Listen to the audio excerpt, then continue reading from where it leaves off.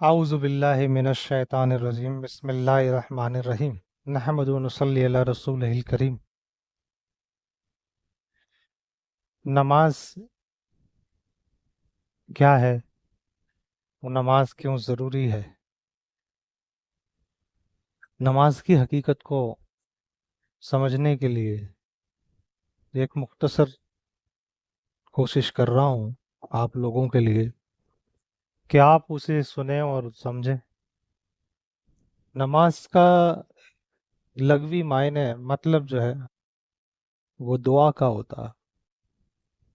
شریعت میں اس کی جو تعریف ہے وہ کچھ الفاظ اور افعال کا مجموعہ جو تکبیر سے شروع ہو کر سلام پر ختم ہوتا ہے اور اللہ کی عبادت کے لیے پڑھا جاتا ہے کچھ شرطوں اور ارکان کے ساتھ۔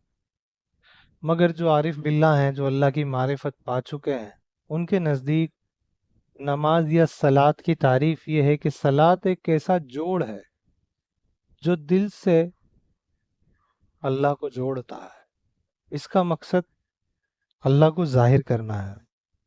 جیسے یہ تین الفاظ پہ آپ غور کرو: رب، دل، اللہ۔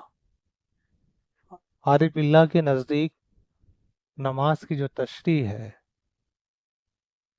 وہ یہ ہے کہ نماز ایک جوڑ ہے، ایک ربط ہے۔ تو سوال یہ اٹھتا ہے کہ کس چیز کو جوڑا جا رہا ہے؟ تو جواب اس کا ہے کہ دل کو اللہ سے جوڑا جا رہا ہے۔ تو پھر دل کے کیا معنی ہوئے؟ دل کیا ہوا؟ تو دل کا معنی ہے روح۔ اصل میں روح کو اس کے رب سے جوڑا جا رہا ہے۔ اور یہ جوڑ کون لگاتا ہے؟ تو یہ جوڑ جو ہے وہ خود اللہ لگاتا ہے۔ اللہ تعالیٰ اپنی ذات کو روح کے ذریعے ظاہر کرتا ہے۔ روح انسان کے ذریعے، انسان جسم کے ذریعے، جسم خلیات یا سیلز کے ذریعے، سیلز نیوکلیس کے ذریعے، اور نیوکلیس ایٹم کے ذریعے، اور ایٹم آخر میں اللہ کی ذات کو ظاہر کرتا ہے۔ تو یہی 7 مراتب ہیں۔ شروعات بھی اللہ سے اور انجام بھی اللہ پر۔ یہ جوڑ ہے، یہ مشاہدہ ہے، یہ ملاقات، مکالمہ اور گفتگو اور انٹریکشن ہے۔ سچا مکالمہ جو ہے، سچی جو بات چیت ہے، وہ ہمیشہ 2 طرف سے ہوتی ہے۔ اگر بات صرف ایک طرف سے ہو تو کیا ربط، کیا جوڑ؟ اگر ملاقات ہو لیکن سامنے والا نظر نہ آئے تو کیا فائدہ؟ اگر گفتگو ہو لیکن جواب نہ ملے تو کیا مطلب، کیا حاصل؟ اگر گواہی ہو مگر گواہ کو پہچانا نہ جائے تو کیسی گواہی؟ جب روح اور اللہ کے درمیان ملاقات، مکالمہ، انٹریکشن ہوتا ہے تب مشاہدہ ہوتا ہے، اور جب مشاہدہ ہوتا ہے تو اللہ تعالیٰ ظاہر ہوتا ہے، اور جب اللہ ظاہر ہو جائے تو باقی سب مٹ جاتا سوائے اللہ کے۔ مخلوق یعنی انسان کا اصل کام کیا ہے، اصل مقصد کیا ہے؟ تو انسان اللہ کی عبادت، انسان کا کام جو ہے وہ اللہ کی عبادت کرنا ہے۔ عبادت کیا ہے؟ کہ اپنی ہستی کو فنا کرنا، مٹانا، جھکا دینا، یہاں تک کہ ظاہر اور باطن دونوں مٹ جائیں اور ہر چیز میں صرف اللہ نظر آئے۔ اب خود کو کیسے جھکائیں؟ تو ہر اس شے کو چھوڑ دو جو مخلوق ہے، مخلوق کی صفت رکھتی۔ جب مخلوق کی صفت مرتی ہے تبھی خالق کی صفات ظاہر ہوتی ہے، اور جب اللہ ظاہر ہوتا ہے تو ربط پیدا ہوتا ہے۔ تو ربط کیسے پیدا ہوتا ہے؟ ربط نماز کے ذریعے پیدا ہوتا ہے۔ نماز کیا ہے؟ نماز ایک ایسا جوڑ ہے جو دل کو اللہ سے جوڑتا ہے، اور اس کا مقصد ہے اللہ کو ظاہر کرنا۔ تو نماز میں ربط کیسے پیدا ہو؟ تو اپنے وجود سے مٹ جاؤ، ہر نام، ہر صفت، ہر فعل، ہر ذات، سب کچھ اللہ کو واپس لوٹا دو۔ اصل اللہ ہی ہے، ہر نام کی اصل اللہ ہے، ہر صفت کی اصل، ہر فعل کی اصل، ہر ذات کی اصل اللہ ہے۔ اسی لیے جب مؤذن کہتا ہے حی علی الصلاۃ تو جواب دیا جاتا ہے لا حول ولا قوت الا باللہ، یعنی کوئی طاقت نہیں، کوئی قوت نہیں سوائے اللہ کے۔